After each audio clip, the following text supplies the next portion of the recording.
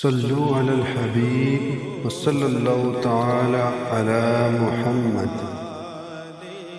السلام علیکم ورحمۃ اللہ وبرکاتہ۔ محترم ناظرین، رمضان المبارک کا بابرکت مہینہ ہم پر سائے فگن ہے۔ یہ مہینہ اللہ کی رحمت، برکت اور مغفرت کا خزانہ ہے۔ آج کی ویڈیو میں ہم جانیں گے کہ رمضان المبارک کی حقیقی برکتیں کیا ہیں اور ہمیں اس مقدس مہینے کو کیسے گزارنا چاہیے۔ رمضان المبارک اللہ تعالیٰ کا خاص انعام ہے۔ قرآن کریم میں اللہ تبارک و تعالیٰ ارشاد فرماتے ہیں، شہر رمضان الذی انزل فیہ القرآن۔ رمضان وہ مہینہ ہے جس میں قرآن نازل کیا گیا۔ اس مہینے میں ہر نیکی کا اجر کئی گنا بڑھا دیا جاتا ہے اور اللہ تبارک و تعالیٰ اپنے بندوں کی دعا قبول فرماتے ہیں۔ یہ مہینہ ہمارے لیے سنہری موقع ہے کہ ہم اپنی زندگی کو بہتر بنائیں۔ چند اہم کام جو ہمیں رمضان المبارک میں ضرور کرنے چاہیے، ان میں سب سے پہلے تو نماز کی پابندی ضرور کرنی چاہیے۔ 5 وقت کی نماز باجماعت ادا کرنی چاہیے۔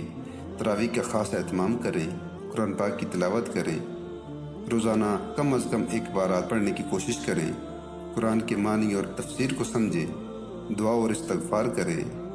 رمضان المبارک میں دعا قبول ہوتی ہے، اس لیے زیادہ سے زیادہ دعا کریں، استغفار کریں اور گناہوں کی معافی مانگیں، صدقہ و خیرات کریں، ضرورت مندوں کی مدد کریں، زکوٰۃ ادا کریں اور رائے خدا میں خرچ کریں۔ روزے کا اصل مقصد سمجھیں۔ روزہ صرف بھوک اور پیاس برداشت کرنے کا نام نہیں، بلکہ اپنی زبان، آنکھ اور دل کو بھی ہر برے کام سے محفوظ رکھنے کا مہینہ ہے۔ شب قدر 1000 مہینوں سے بہتر رات ہے۔